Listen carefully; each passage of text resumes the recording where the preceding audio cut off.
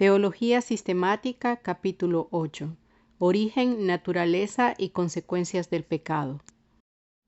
Las enseñanzas de la Biblia acerca del pecado presentan un profundo panorama doble: la profunda depravación de la humanidad y la incomparable gloria de Dios. El pecado ensombrece todos los aspectos de la existencia humana, seduciéndonos desde el exterior como un enemigo y forzándonos desde el interior como parte de nuestra naturaleza humana caída. En esta vida conocemos el pecado íntimamente, con todo permanece extraño y misterioso. Promete libertad, pero esclaviza, produciendo anhelos que no podemos satisfacer. Mientras más luchemos por escapar de sus garras, más inextricablemente nos ata. La comprensión del pecado nos ayuda en el conocimiento de Dios. Sin embargo, es lo que distorsiona el conocimiento, incluso de nosotros mismos. Con todo, si la luz de la iluminación divina puede penetrar su oscuridad, no solo podemos apreciar mejor esa oscuridad, sino también la luz misma. Vemos la importancia práctica que tiene el estudio del pecado cuando notamos su seriedad. El pecado es contrario a Dios. Afecta a toda la creación, incluyendo a la humanidad. Aún el pecado más pequeño puede acarrear un castigo eterno. El remedio al pecado es nada menos que la muerte de Cristo en la cruz. Las consecuencias del pecado abarcan todo el terror del sufrimiento y la muerte. Por último, la oscuridad del pecado exhibe la gloria de Dios en un contraste marcado y terrible.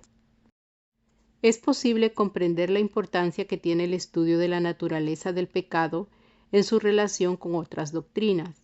El pecado distorsiona todo conocimiento y arroja dudas sobre él. Al defender la fe cristiana, batallamos con el dilema ético de cómo es posible que exista el mal en un mundo gobernado por un Dios que es todo bondad y todo poder.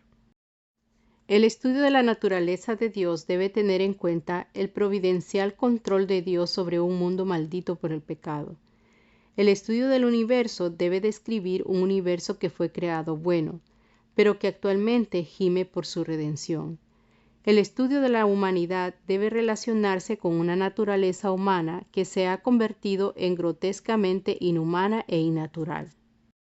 La doctrina sobre Cristo se enfrenta a la pregunta de cómo la naturaleza plenamente humana del Hijo de Dios, nacido de una virgen, puede estar totalmente libre de pecado.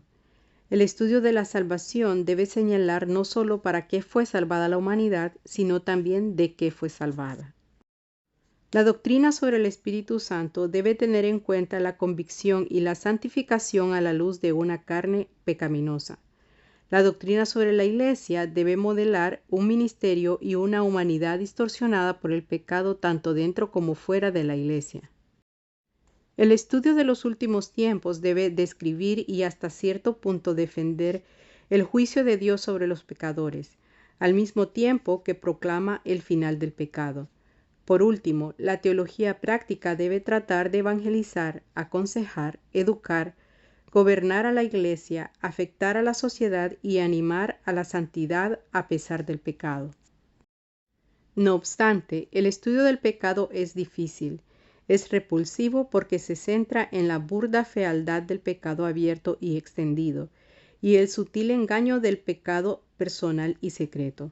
La sociedad postcristiana de hoy reduce el pecado a sentimientos o acciones, ignorando o rechazando por completo la maldad sobrenatural. Lo más insidioso de esto es que el estudio del pecado es frustrado por la naturaleza irracional del pecado mismo. El número de conceptos extrabíblicos sobre el pecado es legión. A pesar de que no sean bíblicos, estudiarlos es importante por las razones siguientes: para pensar más clara y bíblicamente sobre el cristianismo, para defender más acertadamente la fe y para criticar otros sistemas, para evaluar más críticamente las nuevas psicoterapias, los programas políticos, los sistemas educativos y cosas semejantes, y para ministrarles más eficazmente a creyentes y no creyentes que puedan sostener estos puntos de vista no bíblicos u otros similares. Apoyándose en el existencialismo de Søren Kierkegaard, muchas teorías sostienen que los humanos están atrapados en un dilema: cuando sus capacidades limitadas son inadecuadas para satisfacer las posibilidades y decisiones virtualmente ilimitadas de sus percepciones e imaginaciones. Esta situación produce tensión o ansiedad. El pecado es el inútil intento por resolver esta tensión a través de medios inadecuados, en lugar de aceptarla de manera pesimista o, en las versiones cristianas, volverse hacia Dios. En un desarrollo más radical, algunos sostienen que la existencia individual es un estado pecaminoso, porque las personas están alienadas con respecto a la base de la realidad, definida con frecuencia como Dios, y también entre sí. Podemos encontrar este tema en una forma temprana en Filón, el filósofo judío de la antigüedad.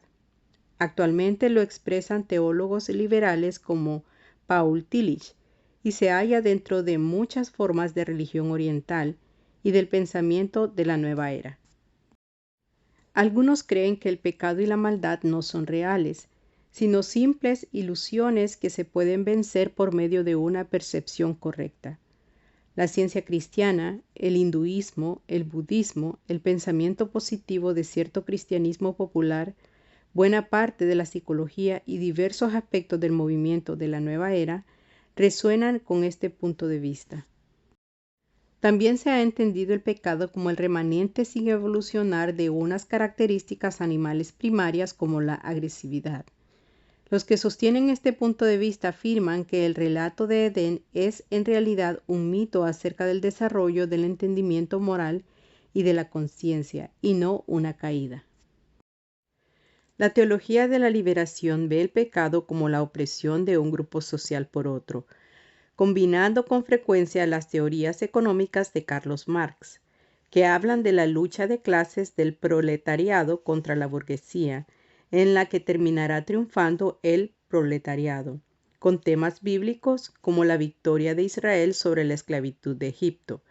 Los teólogos de la liberación identifican a los oprimidos con términos económicos, raciales, de género y otros más. Se elimina el pecado al hacer desaparecer las condiciones sociales que causan la opresión. Los extremistas abogan por el derrocamiento violento de los opresores que no se puedan redimir, mientras que los moderados insisten en el cambio a través de la acción social y la educación. Entre las ideas más antiguas sobre el pecado se halla el dualismo, la creencia de que existe una lucha entre unas fuerzas preexistentes, virtuales o reales, e iguales o dioses del bien y del mal. Estas fuerzas cósmicas y su batalla causan la pecaminosidad en la esfera de lo temporal. Con frecuencia la materia que es mala, en especial la carne, o bien lleva en sí el pecado, es en realidad el pecado y debe ser derrotada.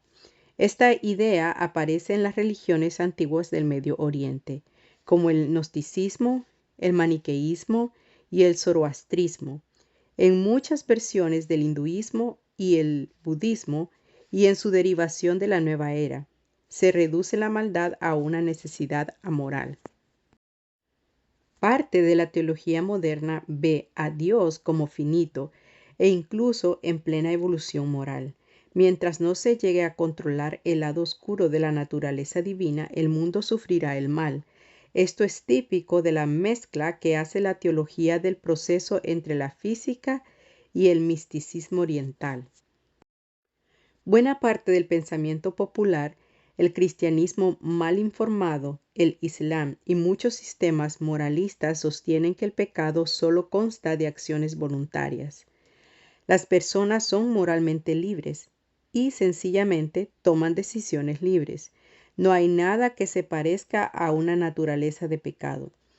Solo sucesos reales de pecado. La salvación consiste sencillamente en ser mejor y hacer el bien.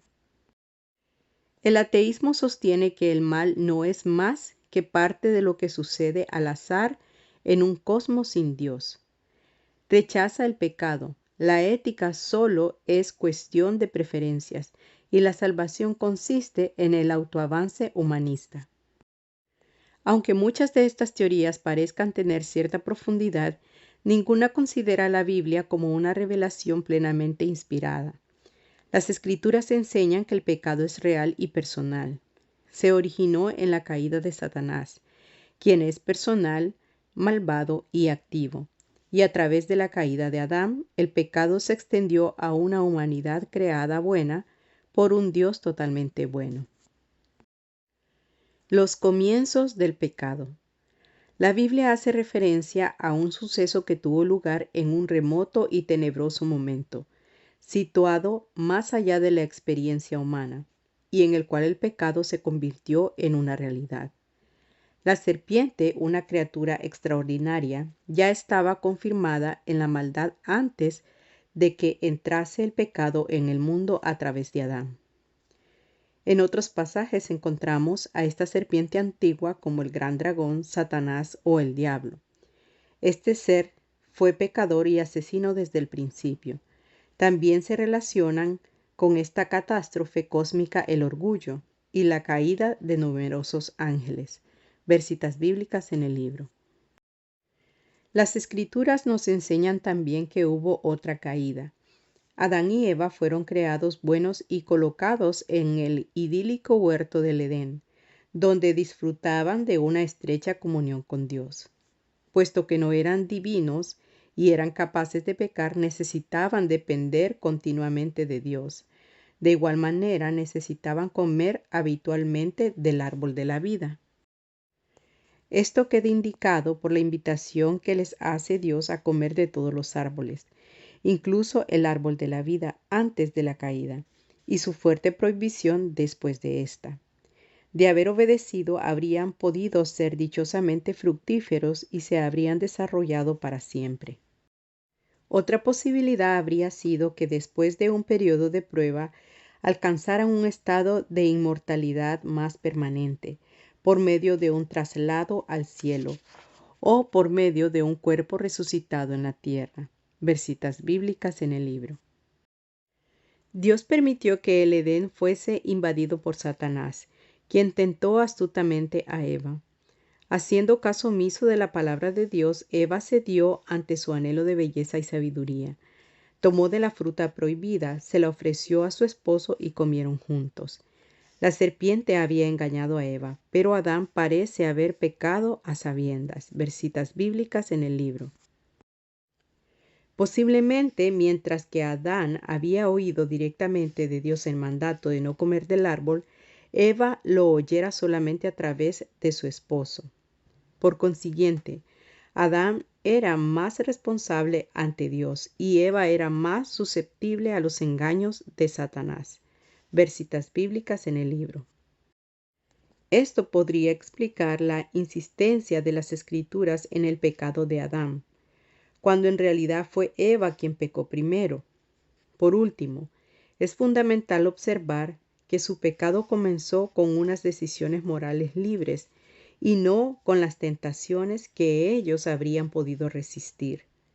Es decir, que aunque la tentación les proporcionó el incentivo para pecar, la serpiente no arrancó la fruta ni los obligó a comerla a la fuerza. Fueron ellos quienes decidieron hacerlo. Ver citas bíblicas en el libro. El primer pecado de la humanidad abarca todos los demás pecados: desobediencia a Dios, orgullo, incredulidad, malos deseos, esfuerzos por descarriar al otro, asesinato masivo de la posteridad y sumisión voluntaria al diablo. Las consecuencias inmediatas fueron numerosas, fuertes, extensas e irónicas. Ver citas bíblicas en el libro. La relación divino-humana de comunión abierta, amor, confianza y seguridad fue cambiada por el aislamiento, una actitud defensiva, la culpa y el destierro. Adán y Eva y su relación mutua degeneraron. La intimidad y la inocencia fueron reemplazadas por la acusación, al echarse uno a otro la culpa. Su rebelde anhelo de independencia desembocó en los dolores del parto, la dureza del trabajo y la muerte. Sus ojos quedaron realmente abiertos, conocedores del bien y el mal, por medio de un atajo. pero se trataba de un gravoso conocimiento que no estaba equilibrado por ningún otro atributo divino. Por ejemplo, el amor, la sabiduría y el conocimiento. La creación encomendada a Adán y cuidada por él fue maldita y gime por su liberación de las consecuencias de su infidelidad. Satanás, que le había ofrecido a Eva las cumbres de la divinidad y había prometido que el hombre y la mujer no morirían, fue maldito por encima de todas las criaturas y condenado a recibir la destrucción eterna de manos de la descendencia de la mujer. Por último, el primer hombre y la primera mujer les acarrearon la muerte a todos sus hijos. Versitas bíblicas en el libro.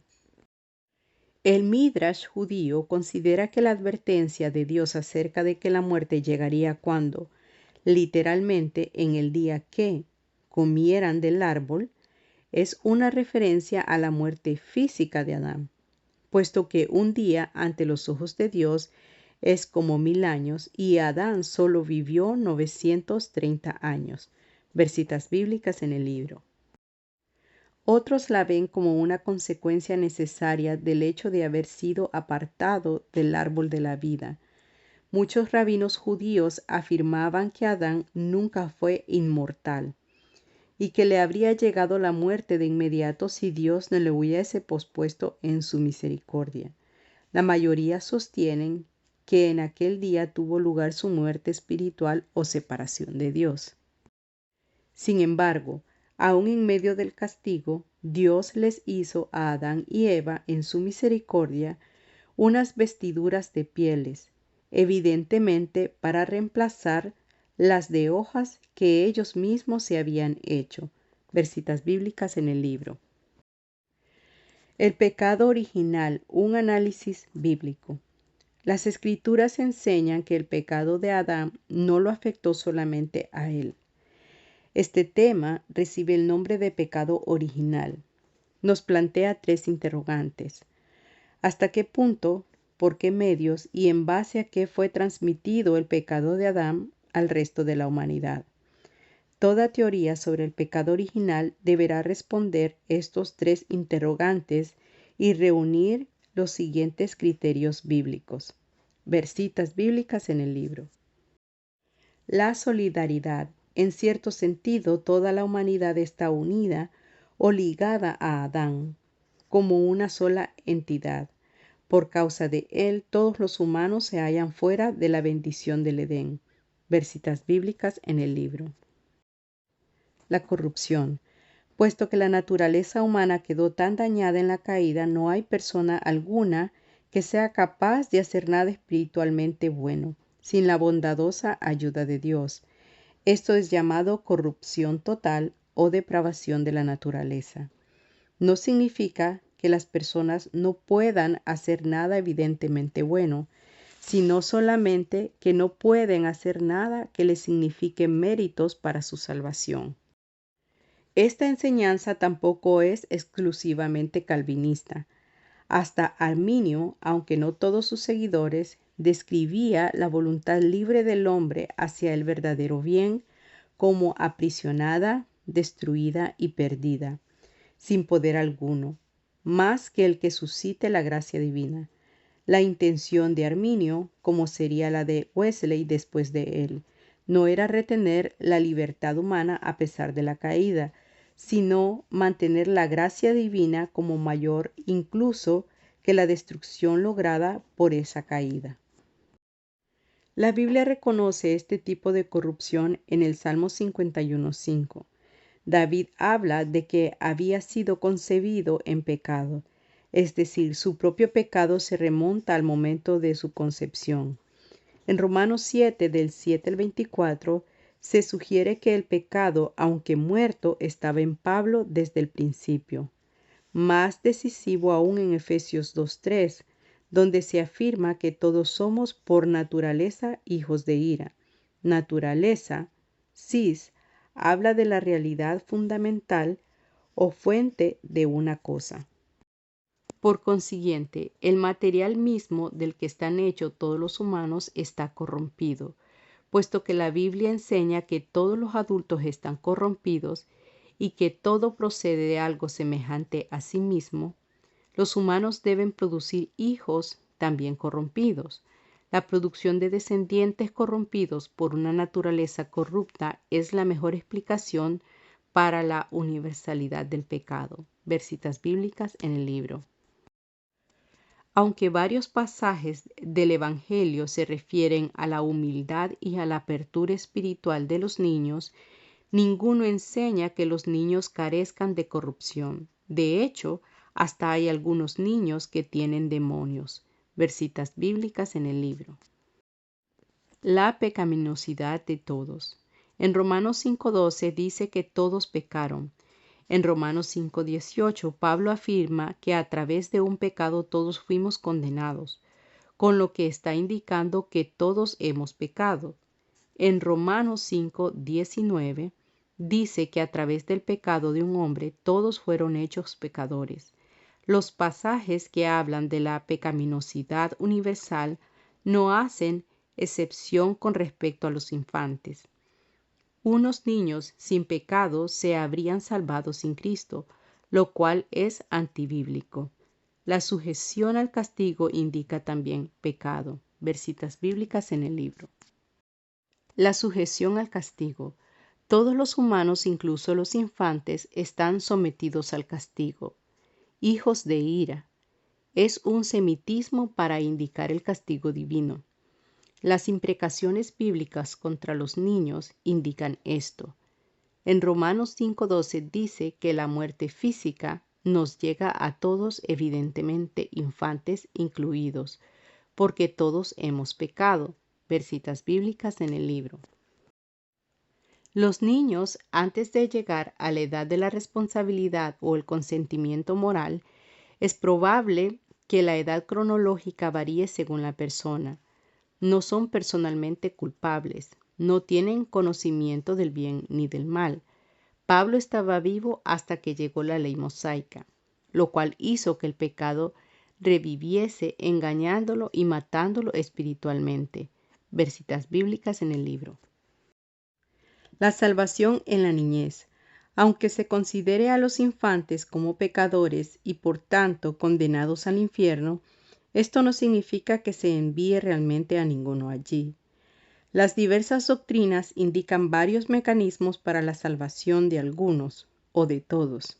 Dentro del calvinismo, la elección incondicional con el sacramentalismo, el bautismo de infantes, la fe preconsciente, el conocimiento previo por parte de Dios sobre cómo habría vivido el niño, la bondad especial de Dios hacia los niños, el pacto implícito de una familia de creyentes, quizás con inclusión de la ley del corazón de Romanos 2 del 14 al 15, que pasaría por encima del pacto adámico. La gracia preventiva, del latín, la gracia que viene antes de la salvación, que habría extendido la expiación a todos los que no hayan llegado a la edad del uso de la razón. Sea como fuese, podemos estar seguros de que el juez de toda la tierra hace lo que es correcto. Génesis 18:25. El paralelo entre Adán y Cristo. Romanos 5 del 12 al 21 y en menor grado 1 Corintios 15 del 21 al 22 insisten en un fuerte paralelo entre Adán y Cristo. Romanos 5:19 es especialmente significativo. Porque así como por la desobediencia de un hombre, Adán, los muchos fueron constituidos, del griego verbo kasistemi, pecadores, así también por la obediencia de uno, Cristo, los muchos serán constituidos kasistemi, justos. En el Nuevo Testamento, lo corriente es que el verbo kasistemi se refiera a la acción de una persona al designar a otra para una posición. No se requiere una acción real para alcanzar la posición. Por tanto, las personas que en realidad no habían pecado pudieron ser convertidas por Adán en pecadores, en una imagen opuesta a la de Cristo. Adán puede hacer pecadores a los humanos por un acto forense o legal que no requiera un pecado real por parte de ellos. Que la persona deba aceptar a Cristo para ser salva no puede formar parte del paralelo, puesto que es posible que sean salvos los infantes que no puedan aceptarlo conscientemente. Segunda de Samuel 12:23. No todos como Adán. Está claro que algunas personas no pecaron de la misma manera que Adán. Sin embargo, sí pecaron y también murieron. Romanos 5:14. El pecado de un solo hombre. En Romanos 5, del 12 al 21, Pablo dice repetidamente que el pecado de un solo hombre trajo sobre todos los humanos la condenación y la muerte. Véase también 1 Corintios 15, del 21 al 22. La maldición del suelo. Se debe identificar alguna base para la maldición lanzada por Dios sobre el suelo. Génesis 3, del 17 al 18. La ausencia de pecado en Cristo. Se le debe conceder a Cristo una naturaleza humana completa, al mismo tiempo que se salvaguarda su total ausencia de pecado. La justicia de Dios. Se debe conservar la justicia con que actuó Dios al permitir que el pecado de Adán pasara a los demás. El pecado original. Un análisis teológico. Se han hecho muchos intentos por construir un modelo o una teoría teológica que se ajuste a estos complejos parámetros. Pasamos ahora a comentar algunos de los más importantes. Conceptos judíos. Dentro del judaísmo se encuentran tres temas principales. La teoría dominante es que hay dos naturalezas, la buena, Yetzer Tov, y la mala, Yetzer Ra. Véase Génesis 6:5 y 8:21. Los rabinos discutían sobre la edad en la que se manifiestan estos impulsos y sobre si el impulso al mal es un verdadero mal moral o solo un instinto natural. En todo caso, las personas malvadas son controladas por el impulso al mal, mientras que las personas buenas lo controlan. Una segunda teoría se refiere a los vigilantes, Génesis 6 del 1 al 4. Ángeles encargados de supervisar la humanidad que pecaron con mujeres. Finalmente, hay ideas sobre el pecado original que son un anticipo al cristianismo. De la manera más dramática, el Midrash, comentario sobre el Deuteronomio, explica la muerte del justo Moisés por analogía con un niño que le pregunta al rey por qué está en prisión. El rey le responde que se debe al pecado de la madre del niño. De manera similar, Moisés murió por causa del primer hombre que introdujo la muerte al mundo. En resumen, el pecado original no es una innovación paulina, sino que Pablo, por el Espíritu, desarrolló la idea en concordancia con el progreso de la revelación. El agnosticismo. Algunos sostienen que las evidencias bíblicas son insuficientes para formar una teoría detallada sobre el pecado original. Toda declaración que vaya más allá de la conexión entre Adán y la raza humana en el tema de la pecaminosidad es considerada como especulación filosófica, aunque es cierto que no se debe basar la doctrina en la especulación extrabíblica. Las deducciones a partir de las escrituras son válidas. El pelagianismo. El pelagianismo hace resaltar fuertemente la responsabilidad personal en oposición a la laxitud moral. Pelagio, alrededor de 361 al 420, enseñaba que la justicia de Dios no permitiría la transmisión del pecado de Adán a los demás, por lo que todos los humanos nacen sin pecado y con una voluntad totalmente libre. El pecado se esparce solamente a través del mal ejemplo. Por consiguiente, la vida sin pecado es posible, y se encuentran ejemplos de ella tanto dentro de la Biblia como fuera de ella. Sin embargo, todo esto es ajeno a la Biblia. También les quita todo significado a las conexiones bíblicas entre Adán y la humanidad. La muerte de Jesús se convierte solamente en un buen ejemplo. La salvación es simplemente por las buenas obras. La nueva vida en Cristo es en realidad la disciplina antigua. Aunque es correcto insistir en la responsabilidad personal y la santidad, y en que algunos pecados son aprendidos, el pelagianismo ha sido correctamente juzgado como herejía. El semipelagianismo. El semipelagianismo sostiene que, aunque la humanidad ha sido debilitada con la naturaleza de Adán, a las personas se les queda libre albedrío suficiente para iniciar la fe en Dios, a la cual Él entonces responde. La naturaleza debilitada se transmite de manera natural desde Adán.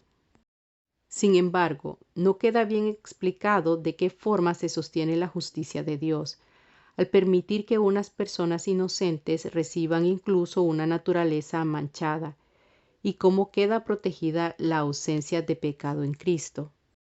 Lo más importante es que, en algunas de sus formulaciones, el semipelagianismo enseña que, a pesar de que la naturaleza humana quedó tan debilitada por la caída, que es inevitable que las personas pequen, con todo tienen suficiente bondad innata para iniciar una fe real.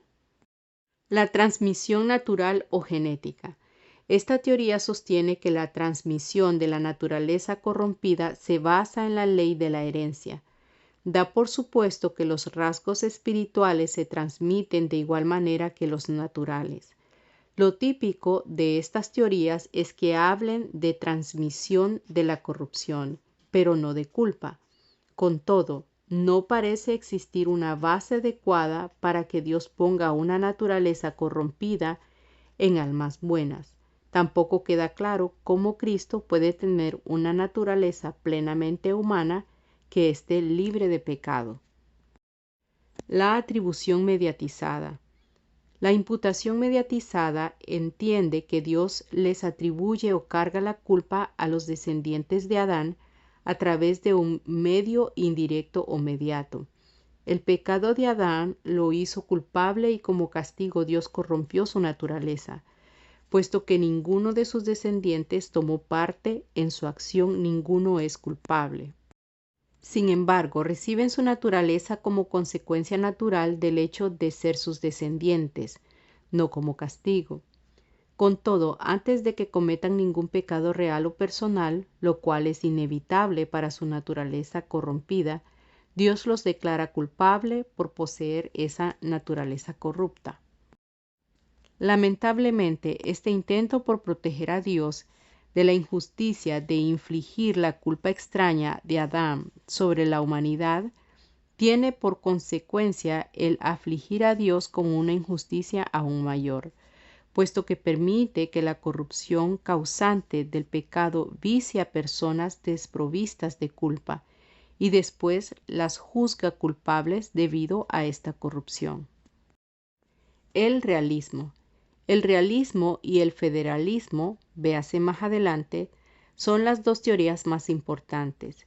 El realismo sostiene que la sustancia anímica de todas las personas se hallaba real y personalmente en Adán, seminalmente presente según el punto de vista traduciano sobre el origen del alma, y participó realmente en su pecado. Todas las personas son culpables, pero en realidad todas pecaron. Por tanto, la naturaleza de todos es corrompida por Dios como castigo por ese pecado. No hay una transmisión o traspaso de pecado, sino una completa participación racial en el primer pecado. Agustín, del 354 al 430, explicó la teoría diciendo que la corrupción se traspasaba por medio del acto sexual.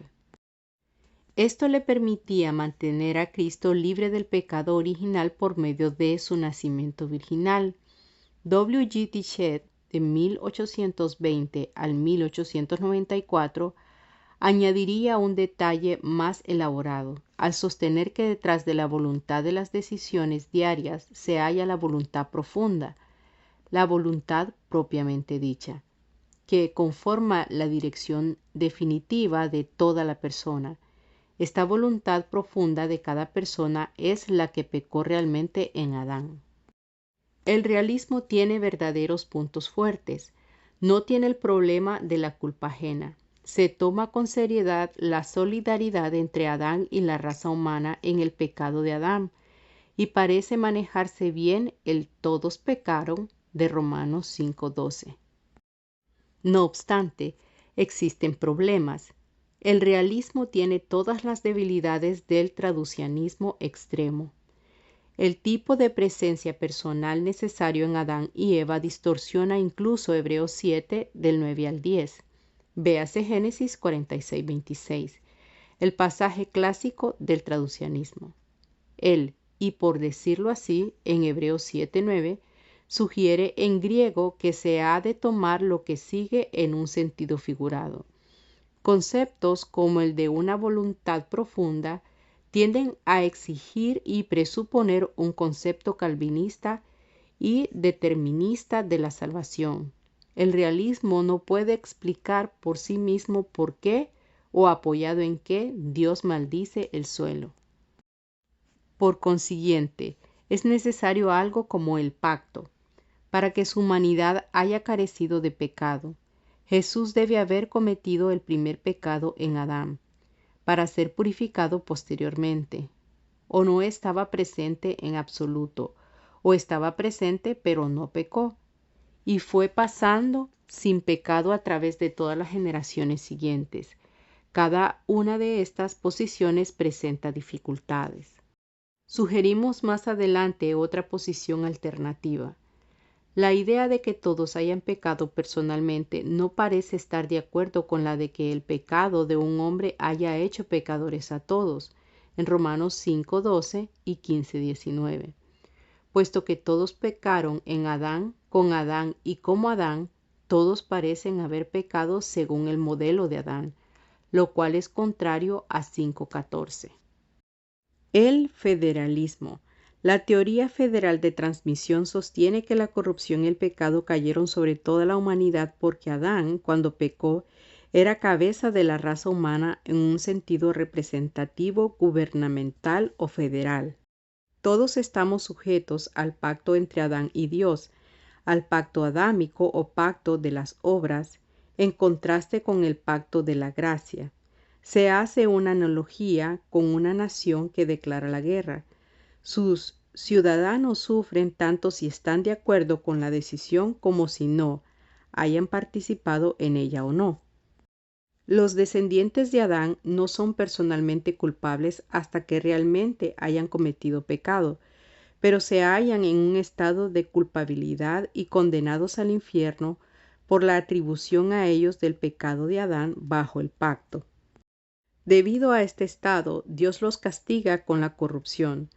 Por tanto, muchos federalistas distinguen entre el pecado heredado, la corrupción, y el pecado atribuido, la culpa de Adán. La mayor parte de los federalistas son creacionistas en cuanto al origen del alma, pero el federalismo no es incompatible con el traducianismo. El pacto de Adán incluía su mayordomía sobre la creación y es la base justa para la maldición de Dios sobre el suelo. Cristo, como cabeza de un pacto y una raza nuevos, está exento del juicio de la corrupción y por consiguiente no tiene pecado. El federalismo tiene muchos puntos fuertes. El pacto como base bíblica para la transmisión del pecado se halla en razonable acuerdo con Romanos 5 del 12 al 21 y proporciona mecanismos para la maldición del suelo y para la protección de Cristo con respecto al pecado. No obstante, el federalismo también tiene puntos débiles. Romanos 7 deberá describir solamente la comprensión de Pablo sobre su naturaleza pecadora y no la experiencia misma de que el pecado lo haya matado. Más importante aún, la transmisión de una culpa ajena desde Adán es vista frecuentemente como injusta. Una teoría integrada. Es posible combinar varias de las teorías anteriores en un enfoque integrado. Esta teoría distingue entre la persona individual y la naturaleza pecaminosa de la carne. Cuando Adán pecó, se separó de Dios, lo cual produjo la corrupción, incluso la muerte, en él como persona individual y en su naturaleza. Puesto que él contenía toda la naturaleza genérica, esta quedó totalmente corrompida. Esta naturaleza genérica se transmite de manera natural al aspecto individual de la persona, el yo como en Romanos 7. El pacto adámico es la base justa para esta transmisión y también para la maldición del suelo. El yo no es corrompido ni hecho culpable por la naturaleza genérica, pero esta naturaleza genérica sí impide que el yo agrade a Dios. Juan 14:21 y 1 de Juan 5:3. Al alcanzar el uso de razón, el yo, en lucha con la naturaleza, o responde a la gracia preventiva de Dios en la salvación, o peca realmente al ignorarla. De esta manera, el yo mismo es separado de Dios, convirtiéndose en culpable y corrupto. Dios sigue tratando de alcanzar al yo por medio de la gracia preventiva, y éste puede responder positivamente a la salvación.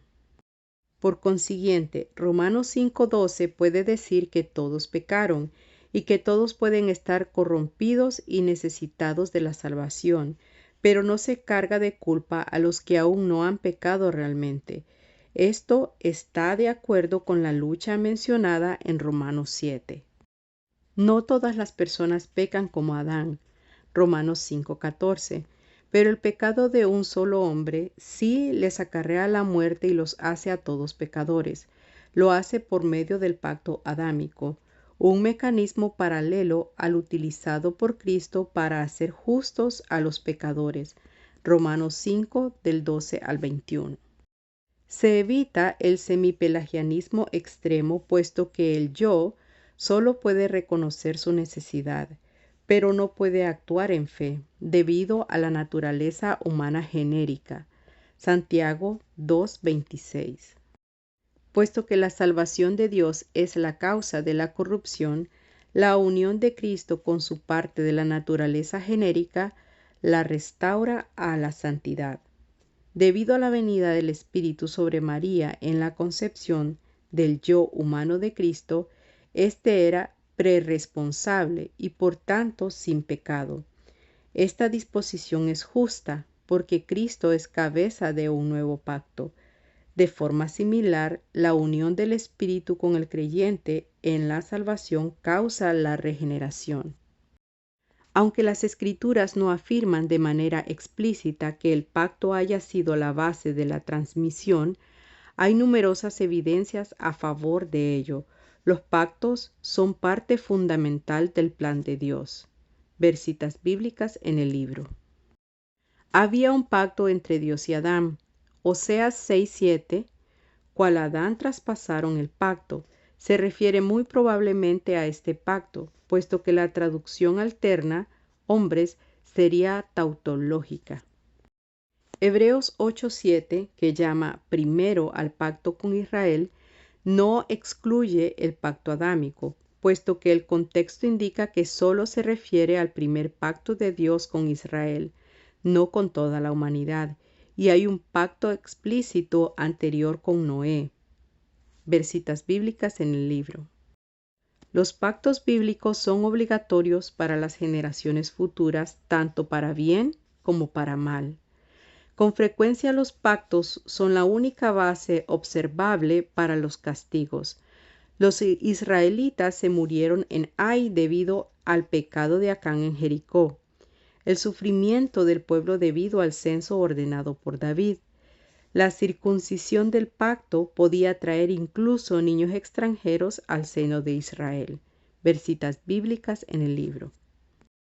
Algunos objetan que toda teoría que transmita alguna consecuencia del pecado de Adán a los demás es intrínsecamente injusta, porque atribuye su pecado de manera gratuita, es decir, sin una base. Solo el pelagianismo evita plenamente esto, al hacer a cada cual personalmente responsable. El pecado preconsciente del realismo retiene la mayor parte de las dificultades. No obstante, los pactos son una base justa para dicha transmisión, por las razones siguientes. Los descendientes de Adán habrían sido tan bendecidos por su buena conducta como maldecidos fueron por su mala obra. Ciertamente el pacto es más justo que la simple transmisión genética. La culpa y las consecuencias transmitidas por el pacto son similares a los pecados de ignorancia. Génesis 20. Otros objetan que Deuteronomio 24:16 y Ezequiel 18:20 prohíben el castigo transgeneracional. Sin embargo, hay otros pasajes que hablan de dicho castigo. Los primogénitos de Egipto, Moab en Éxodo 25, 34 del 6 al 7 y Jeremías 32:18. No obstante, es justamente posible ver los primeros pasajes como referidos a la sucesión geológica como motivo insuficiente para la transmisión del castigo y los pasajes posteriores como referidos a una base en los pactos que es adecuada para el traspaso del castigo. En la teoría integrada de manera alterna, puesto que la naturaleza corrupta no es un juicio positivo de Dios, en realidad no se presenta el tema del castigo como el pecado paterno. Por último, aún sin la corrupción y en la perfección de aquel huerto, ¿quién habría podido obedecer los mandamientos de Dios mejor que Adán? Además, con toda certeza, lo que algunos llaman la injusticia del pecado atribuido queda más que superado por la gracia de la salvación gratuitamente ofrecida en Cristo. Aunque especulativa, una teoría integrada que utilice el pacto parecería tener en cuenta gran parte de los datos bíblicos. La existencia y definición del pecado. ¿Cómo es posible que exista el mal si Dios es totalmente bueno y poderoso? Esta respuesta y otra relacionada que se refiere a la fuente del mal son como el espectro que perturba todos los intentos por comprender el pecado. Antes de seguir adelante debemos distinguir entre varias clases de mal. El mal moral o pecado es el quebrantamiento de la ley producido por criaturas con una voluntad. El mal natural es el desorden y la corrupción del universo, los desastres naturales, algunas enfermedades, etc. Está conectado con la maldición de Dios sobre el suelo. El mal metafísico es el mal no intencional, consecuencia de la limitación de las criaturas, la incapacidad mental y física, etc. Versitas bíblicas en el libro. La Biblia afirma que en Dios hay perfección moral y poder. Él fue el único creador y todo cuanto creó era bueno. No creó la maldad a la que odia, ni tienta ni es tentado. Versitas bíblicas en el libro. Con todo, es necesario tener en cuenta dos pasajes aparentemente contradictorios. El primero es Isaías 45:5, donde se dice que Dios creó el mal. Sin embargo, mal, tiene también un sentido que no tiene que ver con la moral. Por ejemplo, en Génesis 47:9, que se podría traducir como desastre. Esto es lo que mejor contrasta con la paz. Véase Amós 6:3, y es la traducción preferible. Por consiguiente, Dios produce el juicio moral, no la maldad inmoral. En segundo lugar, también suscita interrogantes el que se diga que Dios endurece o ciega a las personas. Esto puede ser un entregar pasivo en el que Dios se limita a dejar a las personas a la merced de sus propios deseos, o una imposición activa de endurecimiento en personas que se han entregado de manera irrevocable a la maldad. Versitas bíblicas en el libro.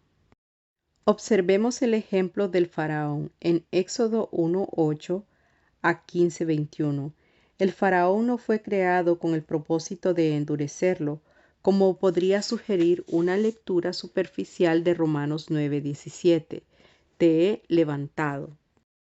El hebreo amad en Éxodo 9:16 y diatereo, su correspondiente en la Septuaginta 70, hacen referencia a categoría o posición, no a creación, que se hallaría dentro del campo semántico de exegeiro en Romanos 9:17.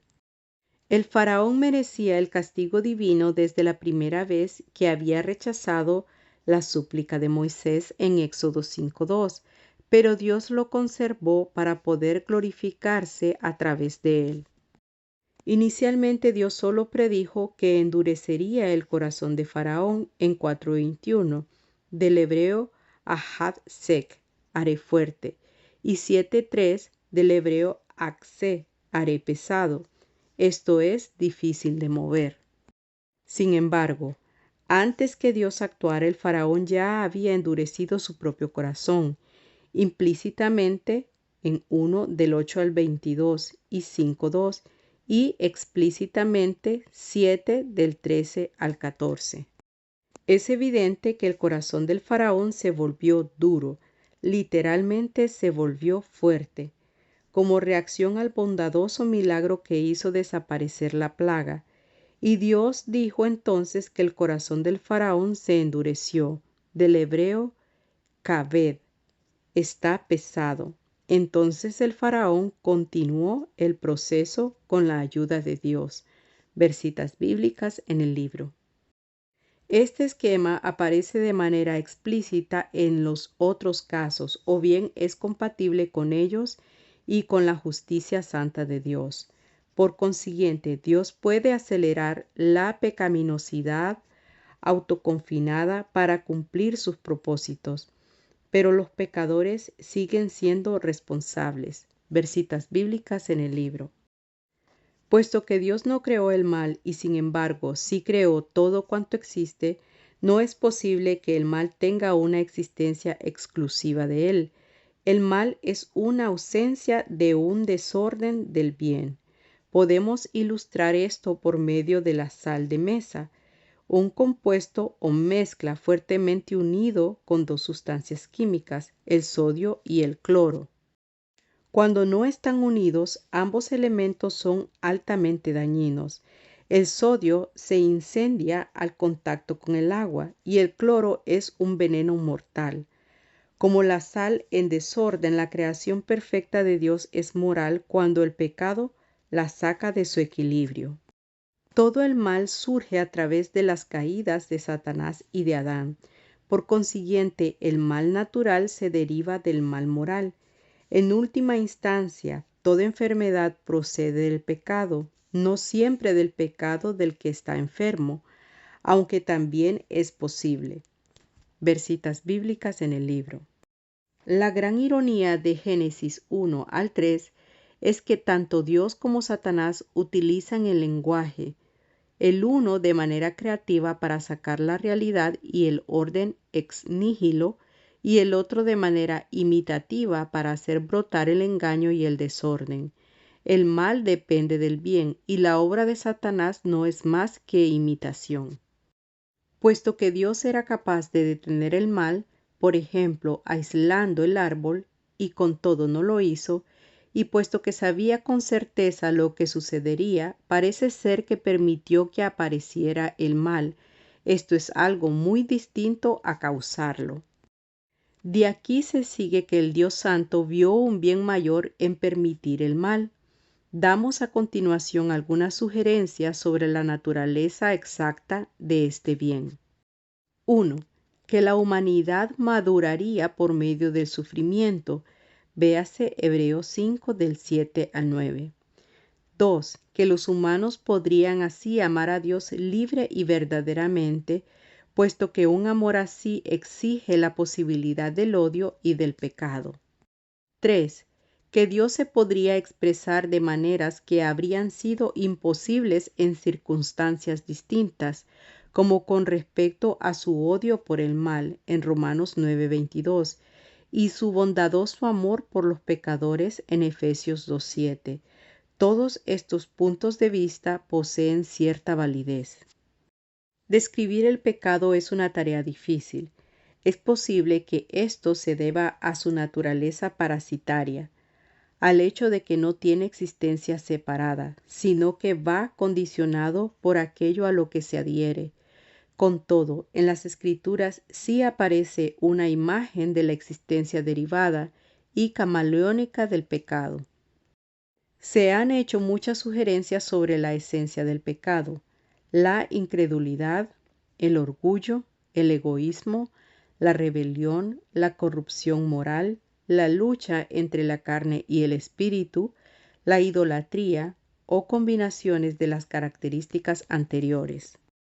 Aunque todas estas ideas tengan valor informativo, ninguna caracteriza a todos los pecadores. Por ejemplo, a los pecadores de ignorancia, y ninguna explica de manera adecuada al pecado como naturaleza. Lo más importante de todo es que todas estas ideas definen al pecado en función de los pecadores, que son muchos, diversos e imperfectos. Parecería preferible definir al pecado en función de Dios. Solo Él es uno, coherente y absoluto, y la oposición del pecado queda desplazada contra su santidad. Quizá la mejor definición del pecado sea la que aparece en 1 de Juan 3:4, donde dice: el pecado es infracción de la ley. Cualquier otra cosa que sea el pecado es su centro mismo en una infracción de la ley de Dios. También, puesto que toda injusticia es pecado, 1 de Juan 5:17, toda injusticia quebranta la ley de Dios. Por eso David confiesa: contra ti solo he pecado. Además, la transgresión obliga a una separación del Dios de vida y santidad, lo cual trae como consecuencia necesaria la corrupción, muerte incluida, de la naturaleza humana, dependiente y finita. Ver citas bíblicas en el libro. Por consiguiente, esta definición del pecado es bíblica y precisa y abarca todo tipo de pecado. Explica los efectos del pecado en la naturaleza y hace referencia a Dios, no a la humanidad. Es decir, que vemos su verdadera naturaleza a base de observar el contraste que hace con Dios, no a base de comparar sus efectos entre los seres humanos. Aunque los creyentes no se hallan bajo la ley mosaica, aún existen normas objetivas que se pueden quebrantar. En Juan 4:21 y 1 de Juan 5:3, las numerosas regulaciones de las epístolas. Debido a la incapacidad de los humanos para cumplir la ley, solo una relación con Cristo puede proporcionar la expiación para cubrir el pecado y el poder para llevar una vida piadosa. El creyente que peque deberá aún confesarlo y cuanto le sea posible hacer restitución, no para lograr una absolución, sino para reafirmar su relación con Cristo. Esta es la fe que siempre ha sido contraria a la justicia de las obras. Así que todo lo que no proceda de la fe es pecado. Por consiguiente, el pecado, en creyentes o incrédulos, antes o después de la crucifixión, es siempre un quebrantamiento de la ley y la única solución es la fe en Cristo. Ver citas bíblicas en el libro. No son los sentimientos ni la filosofía los que puedan definir el pecado, sino solo Dios en su ley, deseo y voluntad. Descubrimos esto de la manera más concreta a través de las Escrituras. Aunque en el mejor de los casos el corazón del creyente, en su definición más amplia, puede captar el pecado. Su sensibilidad espiritual al bien y al mal exige desarrollo. Ver citas bíblicas en el libro. La idea del pecado como quebrantamiento de la ley se halla metida dentro del lenguaje mismo de las Escrituras. El grupo afín a la palabra hatá, ti, el más importante en hebreo para expresar la idea de pecado, lleva en sí la idea básica de no dar en el blanco. Ver citas bíblicas en el libro. Con esta idea de un blanco objetivo o norma se puede referir a los pecadores voluntarios, a una realidad externa de pecado, a una forma de pecado, a los errores y a las ofrendas exigidas por ellos. Ver citas bíblicas en el libro.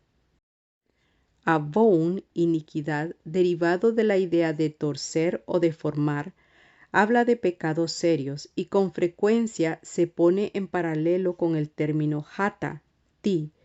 El verbo avar se refiere a cruzar unos límites de manera que, en sentido metafórico, se refiere a una transgresión. Recha puede significar mal o injusticia. Ver citas bíblicas en el libro. En griego, el grupo de palabras relacionado con amartía es el que lleva en sí el concepto genérico de pecado en el Nuevo Testamento, con el significado básico de no dar en el blanco, como en hatati. Es un término de amplio significado que originalmente no tuvo connotación moral alguna. Sin embargo, en el Nuevo Testamento se refiere a pecados concretos y al pecado como fuerza. Anomia, del griego nomos, ley, unido al prefijo de negación a, sin ley, ausencia de ley, iniquidad y los términos relacionados con ella, representan probablemente el lenguaje más fuerte sobre el pecado. Ver citas bíblicas en el libro. El adjetivo y el adverbio se pueden referir a los que carecen de la Torá, pero generalmente la palabra identifica a alguien que ha quebrantado alguna ley divina. Esta es también la iniquidad. Ver citas bíblicas en el libro. Otro término que se utiliza para identificar el pecado, adikia, se suele traducir literalmente como injusticia y comprende desde una simple equivocación hasta las violaciones más notables de la ley. Es la gran iniquidad y hace contraste con la justicia. Parábasis, violación, transgresión y sus derivados indican el quebrantamiento de una norma. Ver citas bíblicas en el libro. Esta palabra describe la caída, la transgresión de la ley como pecado y la pérdida de su condición de apóstol por parte de Judas. Ver citas bíblicas en el libro. A se veía impiedad. El prefijo de negación a unido al sustantivo derivado del verbo sebomai, mostrar, reverenciar, adorar, etc., sugiere una insensibilidad espiritual que tiene por consecuencia un pecado grave, produciendo una gran condenación. Ver citas bíblicas en el libro. La idea del pecado como quebrantamiento de la ley o desorden se enfrenta en un fuerte contraste al Dios personal que trajo con su palabra a existencia un mundo ordenado y bueno. La idea misma de personalidad, ya sea humana o divina, exige un orden. La ausencia de éste hace surgir la expresión técnica tan común de desórdenes de personalidad. Las características del pecado. Muchas de las facetas del pecado se reflejan en las características que presentamos a continuación, extraídas del texto bíblico. Vemos el pecado como incredulidad o falta de fe en la caída, en el rechazo de la revelación general por parte de la humanidad y en los condenados a la muerte segunda. Está estrechamente relacionado con la desobediencia de Israel en el desierto. Ver citas bíblicas en el libro. El término griego apistía, incredulidad, cambia el prefijo de negación a con un derivado de la palabra pistis, fe, confianza, fidelidad. Todo aquello que no procede de la fe es pecado. La incredulidad es lo opuesto a la fe salvadora y termina en el castigo eterno. Ver citas bíblicas en el libro. El orgullo es la exaltación de sí mismo. Irónicamente, es a un tiempo el anhelo de ser como Dios, como en la tentación de Eva por parte de Satanás y el rechazo de Dios. A pesar de su terrible precio, carece de valor alguno delante de Dios y es odiado por él. Engaña y conduce a la destrucción. Contribuyó a que la incredulidad de Capernaum fuera peor que la depravación de Sodoma y permanece como la antítesis de la humildad de Jesús. Ver citas bíblicas en el libro. En el juicio final, los orgullosos serán humillados, mientras que los humildes serán exaltados. Aunque tengan un lado positivo, lo típico de la palabra hebrea gaón y de la griega hiperéfanos es que denoten una arrogancia permanente y profunda. Ver citas bíblicas en el libro. Estrechamente relacionados con el orgullo, el deseo insano o mal orientado y su egocentrismo se hallan el pecado y una motivación al pecado. La episemia, el deseo, usada en mal sentido, conduce al asesinato y a la guerra. Y la pleonexia, una apasionada avaricia o afán de tener más, es hecha equivalente a la idolatría. Por consiguiente, queda condenado todo deseo malvado. Versitas bíblicas en el libro. Ya se trate de la desobediencia de Adán o del desamor del creyente, todo pecado consciente es una rebelión contra Dios. El hebreo peshá señala una rebelión premeditada y deliberada. Se refleja también el concepto de rebelión en mará, ser refractario, ser obstinado, y zarar, ser obstinado, y en griego apeiseía, desobediencia, apostasía, apostasía o abandono en rebeldía, deserción. Así se equipara la rebelión con el pecado de adivinación, en el que se busca orientación en fuentes ajenas a Dios y su palabra. Versitas bíblicas en el libro. El pecado, el producto del padre de la mentira, es la antítesis de la verdad de Dios. Desde el principio ha engañado en cuanto a lo que ha prometido y ha incitado a los que engaña a cometer mayores prevaricaciones. Puede producir un placer fuerte, pero solo temporal. Tanto el hebreo ma'al, infidelidad, engaño, como el griego paráptoma, paso en falso, transgresión, pueden significar traición debida a la incredulidad. Versitas bíblicas en el libro. El lado objetivo de la mentira del pecado es la distorsión real del bien. El vocablo hebreo aboun, derivado de la idea de torcer o pervertir, presenta este significado. Varios compuestos del verbo estrefo, girar, apo, dia, meta, ek, cumplen la misma función en griego, tal como lo hace escolios, torcido, carente de escrúpulos. Versitas bíblicas en el libro. En general, el concepto bíblico del mal comprende tanto el pecado como sus consecuencias. El hebreo ra tiene una amplia variedad de usos: los animales inadecuados para el sacrificio, las dificultades de la vida, el aspecto maligno del árbol del Edén, las imaginaciones del corazón, los actos de maldad, las personas malvadas, la retribución y el justo castigo de Dios. En griego es típico del vocablo kakos, que designe cosas malas o desagradables. Versitas bíblicas en el libro. Sin embargo, kakos y sus compuestos pueden tener un significado moral más amplio y designar pensamientos, acciones, personas y el mal como fuerza. Ponería y su grupo de palabras desarrollan en el Nuevo Testamento una connotación fuertemente ética que incluye a Satanás como el maligno y el mal colectivo. Versitas bíblicas en el libro. Los pecados que son especialmente repugnantes para Dios son designados como detestables o abominaciones. To'eva, algo abominable, detestable, ofensivo. Puede referirse a los impíos, al travestismo, a la homosexualidad, a la idolatría, a los sacrificios de niños y a otros pecados graves. La palabra griega correspondiente es deligma, que identifica a una gran hipocresía, a la desecración máxima del lugar santo y al contenido de la capa que sostiene la Babilonia ramera. Versitas bíblicas en el libro. La fuerza y extensión del pecado.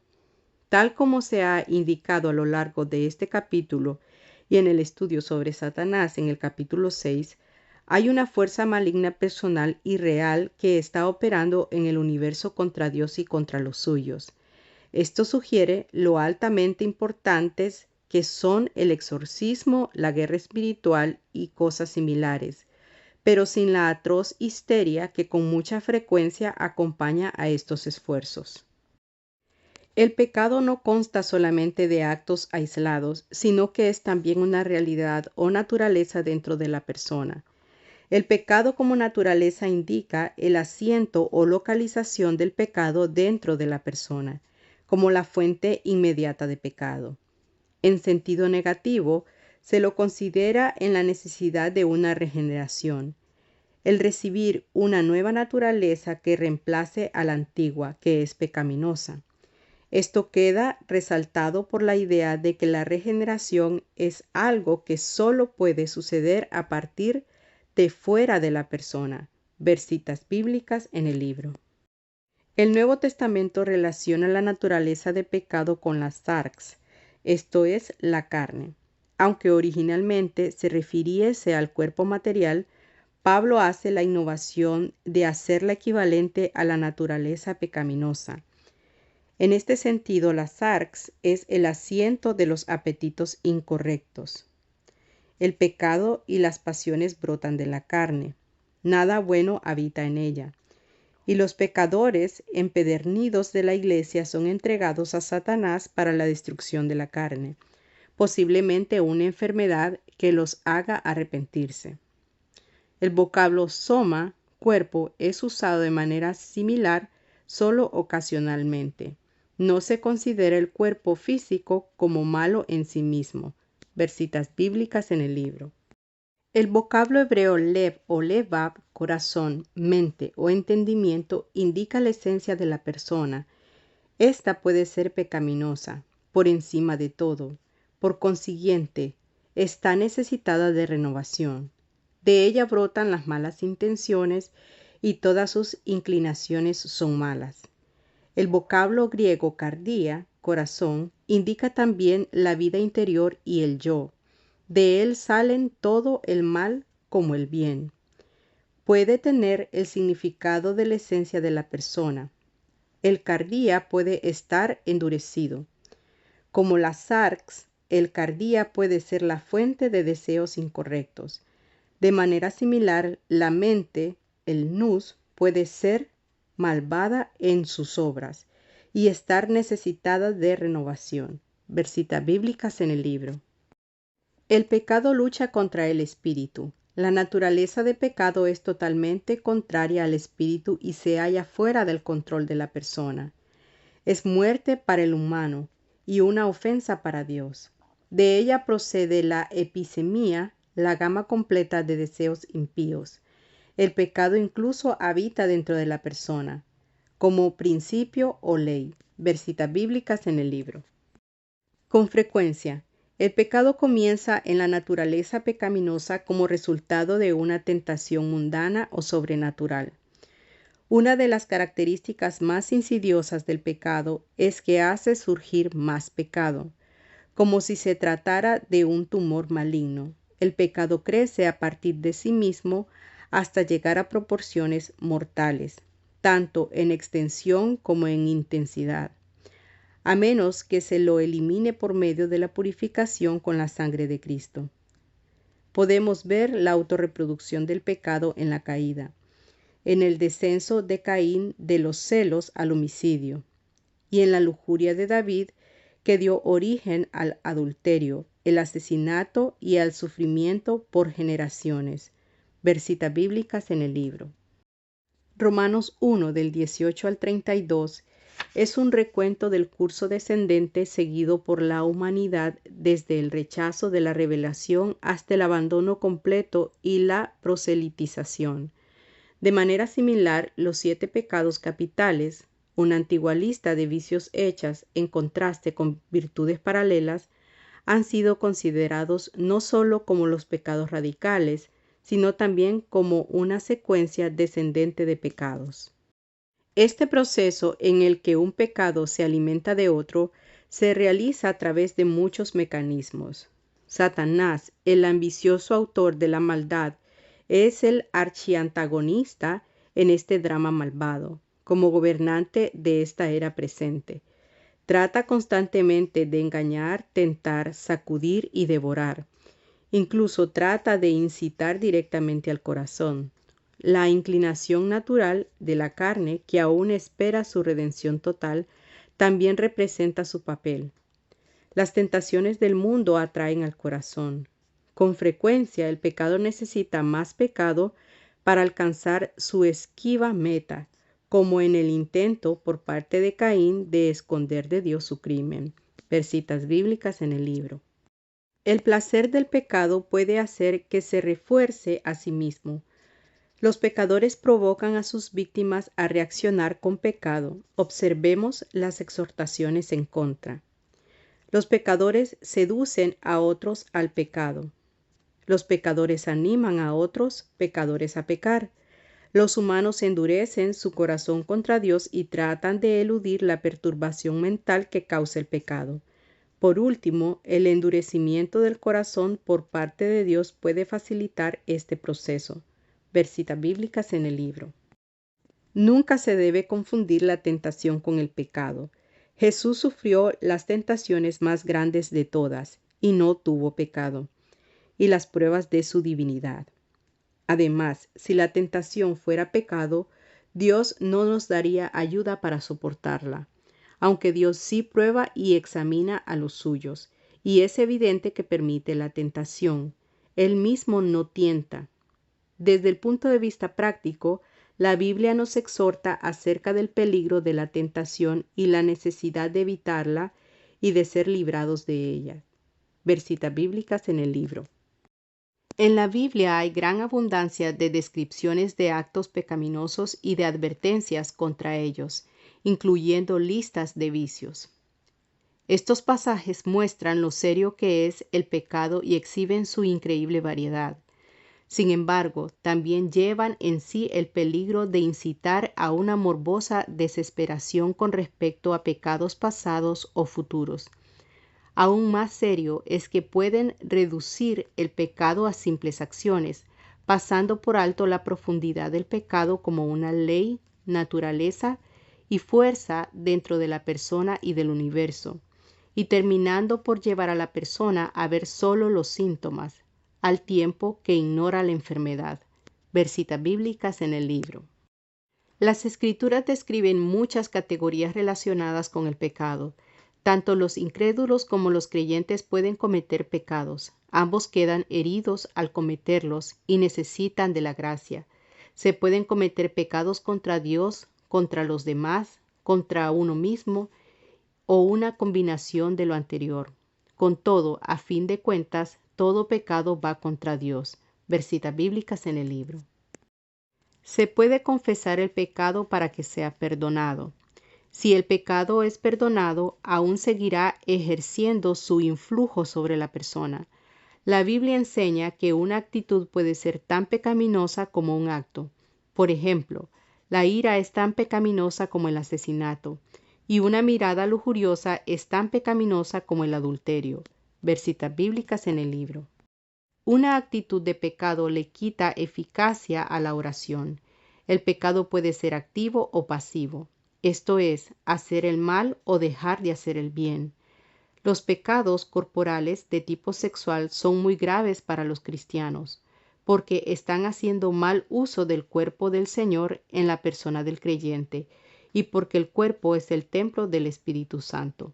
Versitas bíblicas en el libro. Se puede pecar en ignorancia. Sabiamente el salmista pide ayuda para poderlos discernir. Parece que aquellos que solo tienen la ley de la naturaleza cometen pecados de ignorancia. Todas las personas son responsables y sin excusa hasta cierto punto. Y la ignorancia voluntaria, como la del faraón, producida por un continuo endurecimiento de sí mismo, es fuertemente condenada. El pecado secreto es tan malvado como el pecado cometido en público. Versitas bíblicas en el libro. Esto es especialmente cierto en el caso de la hipocresía, una forma de pecado secreto en la cual la apariencia externa encubre la realidad interna.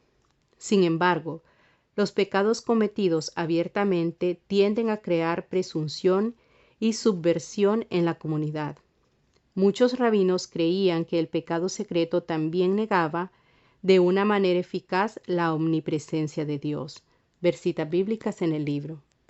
Una persona comete pecados de debilidad debido a unos deseos divididos, generalmente después de una lucha contra la tentación. Los pecados presuntuosos son cometidos con una intención profundamente malvada o con la mano alzada. Los pecados de debilidad son menos afrentosos para Dios que los pecados presuntuosos, tal como lo indica la severidad con la que las Escrituras miran a los pecados presuntuosos, y la ausencia de una expiación por ellos en la ley mosaica, aunque no en el Evangelio. Sin embargo, nunca se debería usar esta distinción entre debilidad y presunción de una manera ajena a la Biblia como excusa para tomar con ligereza pecado alguno. Ver citas bíblicas en el libro. La teología católica distingue entre pecados veniales, del latín venia, favor, perdón, bondad, y mortales. Los pecados veniales, como en los pecados por debilidad, la voluntad, aunque asiente o está de acuerdo con el acto de pecado, se niega a alterar su identidad piadosa fundamental. Los pecados veniales pueden conducir a pecados mortales. En cambio, los mortales comprenden una reorientación radical de la persona hacia un estado de rebelión contra Dios y una pérdida de la salvación, aunque sigue siendo posible obtener el perdón. No obstante, la verdadera distinción entre estos pecados no parece estar en la naturaleza del pecado, sino en la naturaleza de la salvación. El catolicismo cree que los pecados no son veniales en sí mismos, sino que los creyentes tienen una justicia que mitiga grandemente el efecto de los pecados menores, convirtiéndolos en veniales. Como tales, no van en detrimento directo de la relación entre el creyente y Dios y técnicamente no es necesario confesarlos. Jesús mismo enseñó que más allá de todos los demás pecados hay un pecado que no tiene perdón. Ha habido mucho debate sobre la naturaleza de este pecado imperdonable o blasfemia contra el Espíritu Santo. Los textos sugieren diversos criterios que todo análisis debe tener en cuenta. Ver citas bíblicas en el libro. Este pecado debe tener que ver con el Espíritu Santo. En cambio, la blasfemia contra Dios o contra los otros miembros de la Trinidad es perdonable. Entre estos pecados se incluyen los cometidos antes de conocer a Dios: la posesión demoníaca, el crucificar al Señor, una impiedad de casi toda una vida, el blasfemar, el forzar a los creyentes a blasfemar y los cometidos después de conocerlo. Ver citas bíblicas en el libro. Además de esto, el pecado imperdonable no incluye a los de negar al Dios de los milagros, regresar a la idolatría a pesar de grandes milagros, asesinar, cometer inmoralidad grave, negar a Jesús, ver los milagros de Jesús y con todo creer que está fuera de sus cabales, y volverse a la ley después de haber conocido la gracia. Ver citas bíblicas en el libro. El pecado debe ser de blasfemia, del griego blasfemia, la calumnia más vil contra Dios. En la Septuaginta, el vocablo blasfemia describe con frecuencia el acto de negar el poder y la gloria de Dios, lo cual coincide con la forma en que los líderes judíos le atribuían al diablo los milagros de Jesús. El pecado debe ser comparable a la acusación de parte de los líderes judíos de que Jesús tenía un espíritu maligno. El pecado no puede ser una simple negación del testimonio con respecto a milagros, puesto que Pedro negó a Cristo y Tomás dudó de él, después de haber visto muchos milagros, y ambos fueron perdonados. Ver citas bíblicas en el libro. Puesto que Jesús dice explícitamente que todos los demás pecados tienen perdón, en Mateo 12:31 y Marcos 3:28, debemos comparar el pecado contra el Espíritu Santo con Hebreos 6 del 4 al 8, 10, 26 al 31, Segunda de Pedro 2 del 20 al 22 y Primera de Juan 5 del 16 al 17, que también describen un pecado imperdonable. Sobresale Hebreos 10:29, que relaciona el pecado imperdonable con el insulto al Espíritu. También parece que se podrían incluir el endurecimiento irrevocable del corazón y la presunción. Por ejemplo, 2 de Tesalonicenses 2, del 11 al 12. Como corolario, ni el Jesús encarnado ni los apóstoles necesitaban estar presentes para que se cometiese este pecado, puesto que no fueron vistos por nadie en el Antiguo Testamento, ni tampoco es probable que lo fuesen por aquellos a quienes se dirigen Hebreos, Segunda de Pedro y Primera de Juan. Por consiguiente, el pecado imperdonable no puede consistir en que no se reaccionase adecuadamente ante las manifestaciones del Jesús encarnado o de los apóstoles. Tampoco puede ser una negación temporal de la fe, puesto que las Escrituras consideran que esto es perdonable. Se define mejor el pecado imperdonable como el rechazo voluntario y definitivo de la obra especial del Espíritu Santo. Juan 16 del 7 al 11. Al dar testimonio directo al corazón con respecto a Jesús como Señor y Salvador, teniendo por consecuencia un rechazo total de la fe. Por consiguiente, la blasfemia contra el Espíritu Santo no es una indiscreción momentánea, sino una disposición definitiva de la voluntad, aunque las afirmaciones de Jesús sugieren que se puede manifestar en un acto concreto. La Biblia reconoce grados de pecado. Eso queda demostrado en varias de las categorías de pecados y las diferencias entre los juicios divinos. Sin embargo, las Escrituras también enseñan que pecar en cualquier forma lo hace a uno plenamente pecador. Ver citas bíblicas en el libro. La Biblia enseña que solo Dios y los seres espirituales que no han caído, como los ángeles, carecen de la mancha del pecado.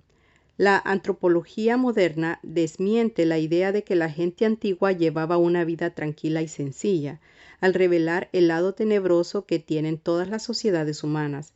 Aún las explicaciones evolutivas del pecado por parte de la teología liberal son una admisión de la universalidad de éste. El pecado contamina el mundo espiritual.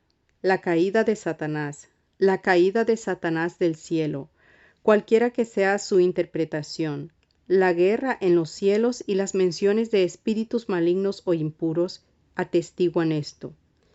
El pecado ha infectado al universo hasta un punto que se halla mucho más allá del alcance de la ciencia física. Ver citas bíblicas en el libro. Las Escrituras enseñan también que todos individualmente somos pecadores en algún sentido. Desde el Edén, el pecado ha aparecido también dentro de grupos. Está claro que el funcionamiento en grupos anima al pecado. La sociedad contemporánea es suelo propicio para los prejuicios basados en la capacidad, en el caso del feto, el género, la raza, el fondo étnico, la religión, las preferencias sexuales e incluso las normas políticas. Como en Israel, en la iglesia también se encuentra pecado. Jesús sabía que sería así, y las epístolas dan testimonio de su presencia. La iglesia sin mancha ni arruga no será una realidad hasta que regrese Jesús. Ver citas bíblicas en el libro. Las Escrituras enseñan que los efectos del pecado se encuentran incluso en la creación no humana. La maldición de Génesis 3 del 17 al 18 marca el principio de este mal, y Romanos 8 del 19 al 22 proclama el estado de desorden en que se halla la naturaleza. La creación gime esperando la consumación. El vocablo griego mataiotes, frustración, vacío, de Romanos 8:20, describe lo inútil que es algo cuando ha sido divorciado de su propósito original, resumiendo así la inutilidad del estado presente del propio universo. Aquí es posible que el pensamiento divino vaya desde las plantas y los animales hasta las nebulosas y las galaxias. Se circunscribe la extensión del pecado de una manera cronológica, antes de la creación, y por un periodo de tiempo no especificado. El pecado no existía y todo era bueno. Con todo, no solo la memoria del cristiano, sino también su esperanza, saben de un futuro en el que ya no existirán el pecado y la muerte. Ver citas bíblicas en el libro. Las consecuencias del pecado. Por su naturaleza misma el pecado es destructor. Por consiguiente, ya hemos descrito gran parte de sus efectos. Con todo, es de rigor que hagamos un breve resumen. El estudio de las consecuencias del pecado debe tener en cuenta la culpa y el castigo. Hay varios tipos de culpa, del hebreo asham y en el griego enojos. Se puede distinguir la culpa individual o personal de la culpa comunal de las sociedades. La culpa objetiva tiene que ver con una transgresión real, ya sea que se dé cuenta de ello el culpable o no. La culpa subjetiva tiene que ver con la sensación de culpabilidad en una persona. Si la culpa subjetiva es sincera, puede conducir al arrepentimiento. Versitas bíblicas en el libro. También puede ser insincera, aunque con una apariencia externa de sinceridad, pero o bien ignorando la realidad del pecado, reaccionando en cambio cuando nos vemos atrapados, avergonzados, castigados, etc., o manifestando solamente un cambio externo y temporal, sin una reorientación interna perdurable y real, por ejemplo, el faraón. La culpabilidad subjetiva también puede tener un origen puramente psicológico y causar una angustia verdadera, pero sin base en ningún pecado real. Primera de Juan 3, del 19 al 20. El castigo o pena es la consecuencia justa del pecado, infligida por una autoridad sobre los pecadores y basada en su culpa. El castigo natural se refiere al mal natural, que procede de Dios indirectamente, que recae sobre la persona debido a sus actos pecaminosos, como la enfermedad venérea causada por el pecado sexual y el deterioro físico y mental causado por el abuso de sustancias tóxicas. El castigo positivo es algo infligido directamente por Dios de manera sobrenatural. El pecador cae muerto, etc. Presentamos a continuación las posibles razones de ser del castigo. 1. La retribución o venganza solo le corresponde a Dios. 2. La expiación produce restauración en la persona culpable. Esto fue hecho por nosotros en la expiación de Cristo. 3. El juicio hace que la persona culpable se sienta dispuesta a restituir lo que fue quitado o destruido, lo cual puede ser testimonio de la obra de Dios en una vida. 4. La reparación influye en la persona culpable para que no peque en el futuro. Esto es una expresión del amor de Dios. 5. La disuasión utiliza el castigo de la persona culpable para convencer a otras a fin de que no actúe de manera parecida, lo cual se puede ver con frecuencia en las advertencias divinas. Versitas bíblicas en el libro. Las consecuencias del pecado son numerosas y complejas. Las podemos estudiar desde el punto de vista de las personas o cosas a las que afecta. El pecado afecta a Dios, sin que por eso queden comprometidas su justicia y su omnipotencia. Las Escrituras dan testimonio de que Él odia el pecado, tiene paciencia con los pecadores, busca a la humanidad perdida, se siente afligido por el pecado, se lamenta por los perdidos y se ha sacrificado por la salvación de la humanidad. De todos los conceptos bíblicos con respecto al pecado, estos deberían ser los que más nos deberían hacer sentir humillados. Versitas bíblicas en el libro. Todas las interacciones de una sociedad humana que una vez fue pura han quedado pervertidas por el pecado. Las Escrituras claman continuamente contra las injusticias cometidas por los pecadores contra los inocentes, sociales, económicas, físicas, etc. Versitas bíblicas en el libro. El mundo natural también sufre con los efectos del pecado. La corrupción natural del pecado contribuye a los problemas ambientales y de salud. Donde podemos observar los efectos más diversos del pecado es en la criatura más compleja de Dios, la persona humana. Aunque parezca irónico, el pecado parecería tener sus beneficios. Hasta puede producir una felicidad transitoria. Versitas bíblicas en el libro. También engendra pensamientos ilusorios en los que el mal aparece como bien. Como consecuencia, las personas mienten y distorsionan la verdad, negando la existencia del pecado personal e incluso a Dios. Al final, el engaño del bien aparente se revela como mal. La culpa, la inseguridad, la agitación, el temor al castigo y cosas semejantes son los acompañantes de la maldad. Ver citas bíblicas en el libro. El pecado es futilidad. La voz hebrea aven, daño, problema, engaño, nada, resumen la imagen de la esterilidad del pecado. Es el conjunto de problemas que cosecha aquel que siembra iniquidad.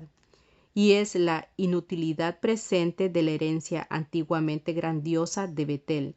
En sentido derogativo, Bet, aven, casa de nada, Ebel, nada, vacío, es la vanidad o insignificancia que aparece una y otra vez en el Eclesiastés, y la del frío consuelo de los ídolos. Ver citas bíblicas en el libro.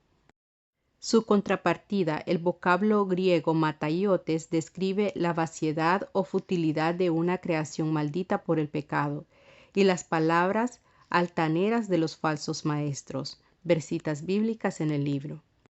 En Efesios 4:17 los creyentes están atrapados en la vanidad de su mente, debido a su entendimiento en tinieblas y a la separación de Dios a causa de la dureza de su corazón. El pecado envuelve al pecador en una exigente dependencia, convirtiéndose en una malvada ley interna. Desde Adán hasta el Anticristo, el pecado se caracteriza por la rebelión. Esto puede tomar la forma de poner a Dios a prueba o de manifestarse hostil contra Él. El pecado produce la separación de Dios. Esto puede provocar no solo la ira de Dios, sino también su silencio. Ver citas bíblicas en el libro. La muerte, del hebreo mavet y del griego thanatos, tuvo su origen en el pecado y es la consecuencia final de éste. Se puede distinguir entre la muerte física y la espiritual. La muerte física es un castigo por el pecado y puede producirse como castigo por algo concreto. Ver citas bíblicas en el libro. Sin embargo, para los creyentes, quienes están muertos al pecado, se convierte en una restauración gracias a la sangre de Cristo, porque Dios ha triunfado sobre la muerte. Ver citas bíblicas en el libro.